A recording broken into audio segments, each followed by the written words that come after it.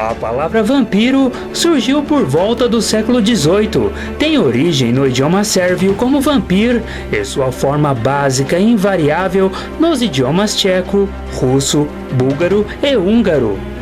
Lendas oriundas da Eslováquia e da Hungria estabelecem que a alma de um suicida deixava seu túmulo durante as noites para atacar os humanos, sugava o sangue e retornava como um morcego para o túmulo antes do nascer do sol.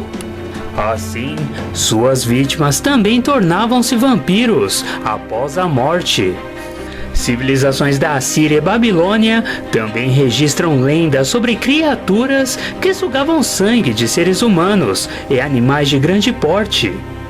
Outros mitos pregam que as pessoas que morrem excomungadas tornam-se mortos-vivos, vagando pela noite e alimentando-se de sangue até que os sacramentos da igreja os libertem. Crianças batizadas e o sétimo filho de um sétimo filho também se tornariam vampiros. O lendário livro de Nod narra a origem dos vampiros, além de a Crônica das Sombras, revelando os ensinamentos ocultos de Caim, e a Crônica dos Segredos, que revela os mistérios vampíricos. A tradição judaico-cristã prega a origem dos vampiros associada aos personagens bíblicos Caim e Abel. Como é descrito no livro de Nod, Caim foi amaldiçoado por Deus pelo assassinato do seu irmão Abel.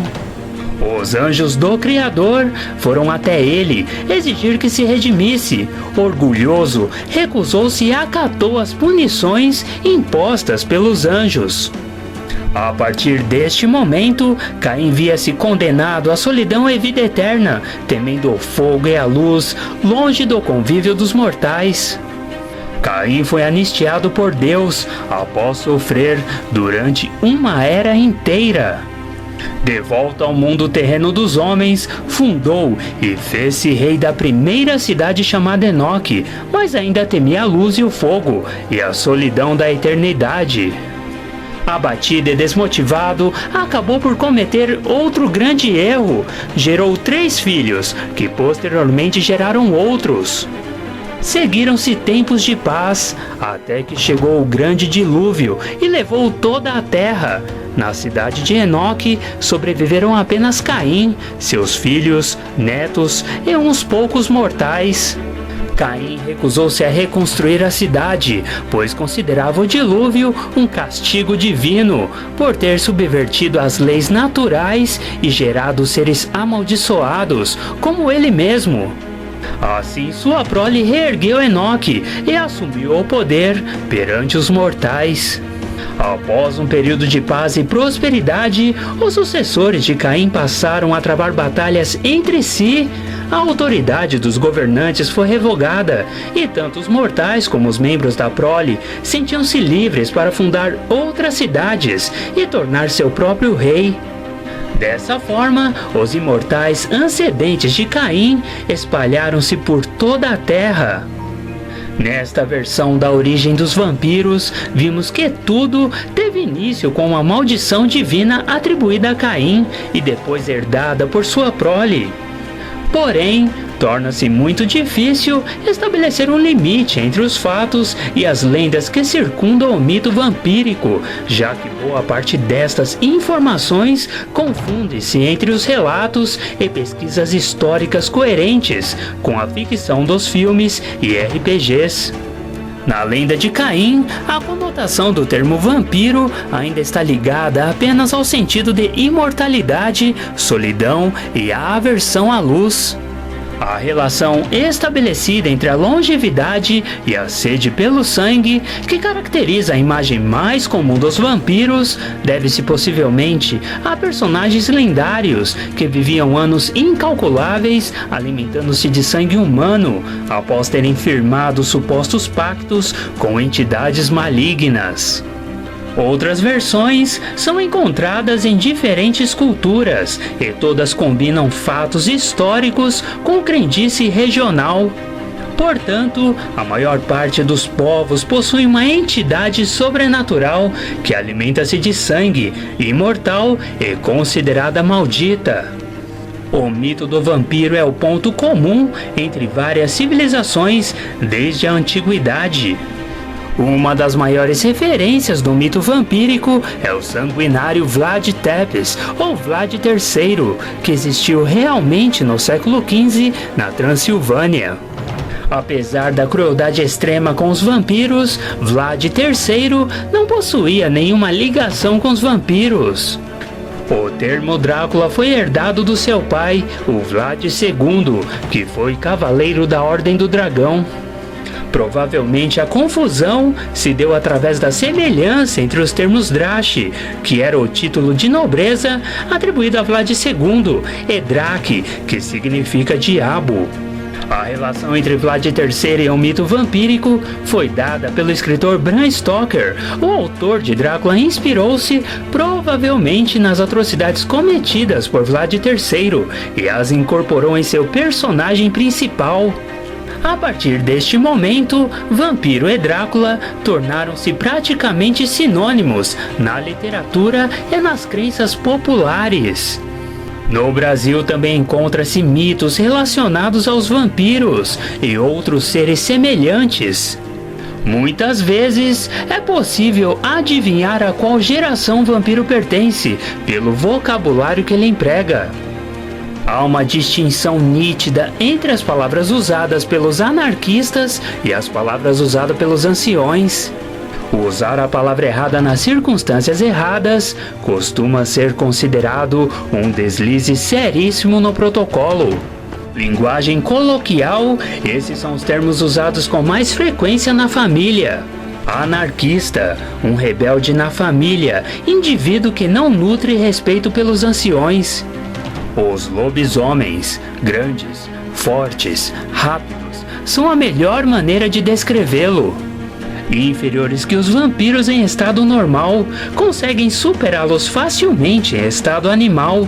Em estado normal, no entanto, ainda apresentam algumas qualidades sobre-humanas, como força bruta, regeneração instantânea e sentidos muito apurados, nomeadamente audição e olfato. Em estado animal, acrescentam-se ainda uma força extrema, grande velocidade e capacidade de subir pelas paredes, recorrendo às garras. Como desvantagens principais, alergia à prata e incapacidade de usar qualquer arma em estado animal. São movidos pela sede de vingança sobre os vampiros, numa luta pela sobrevivência. Lendas e superstições mostram o lobisomem como um personagem maligno, um homem ou um espírito, na forma de um lobo que vaga pela terra à noite. De acordo com antigas crenças, é um homem que possui a habilidade da transmutação em um lobo durante a noite, em particular sobre a influência da lua. Presumia-se que a maldição era contraída através da mordida de um outro lobisomem ou amaldiçoada por um mago.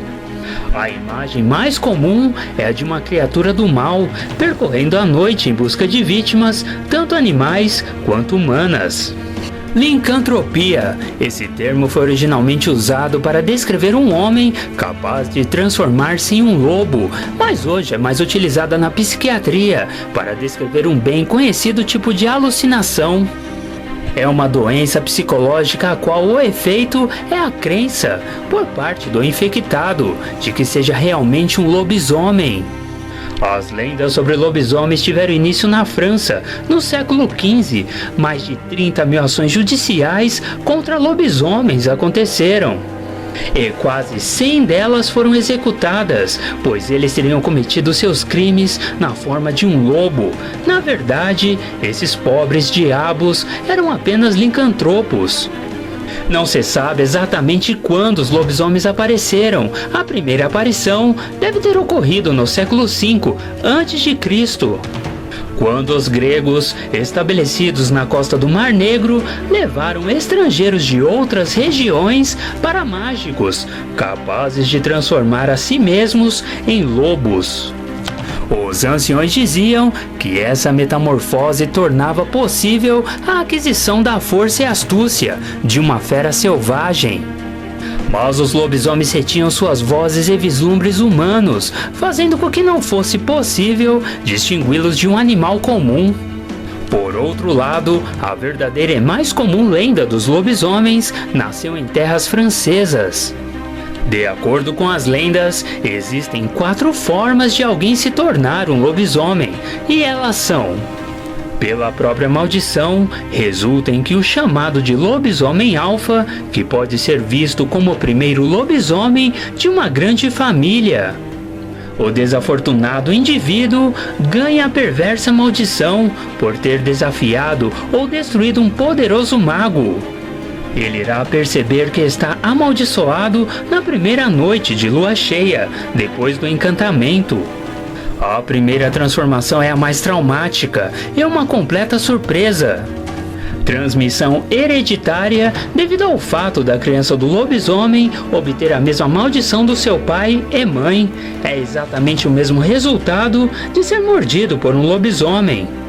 Se um lobisomem decidir transmitir a maldição para uma outra pessoa, é suficiente que ele a morda, mas normalmente o lobisomem irá considerar muito cruel amaldiçoar alguém dessa forma, então escolherá matar e devorar a vítima. Se alguém for mordido e sobreviver, ele vai dormir bastante nas próximas semanas, enquanto a doença se propaga por todo o seu corpo. E com a primeira lua cheia, a vítima vai descobrir seu novo malefício potencial e um incontrolável desejo de sangue, não limitado a humanos. Um método discutível de se tornar um lobisomem é ser mordido por um lobo, que decide amaldiçoar um homem por qualquer razão. Um lobisomem alfa pode gerar uma série de lobisomens beta na Terra, tanto por reprodução quanto através de mordida.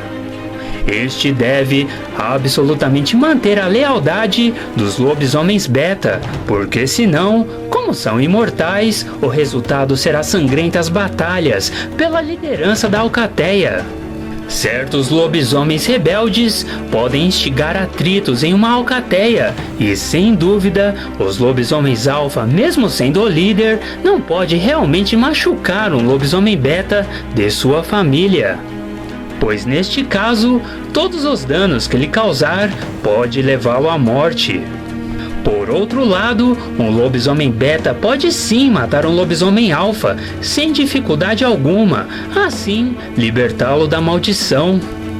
Para a sorte do lobisomem alfa, a alcateia pode controlar os rebeldes, pois um lobisomem beta pode matar outro lobisomem beta sem problemas. É similar à árvore genealógica, onde nenhum pode ferir seus descendentes, mas sim ferir seus ancestrais e irmãos, ainda com o fato de que matar um ancestral irá causar uma quebra na alcateia e abençoar todos da mesma família. A maldição é quebrada quando o lobisomem alfa é eliminado. Bom, se você pudesse escolher, de que lado você lutaria? Vampiros ou lobisomens? Deixe nos comentários.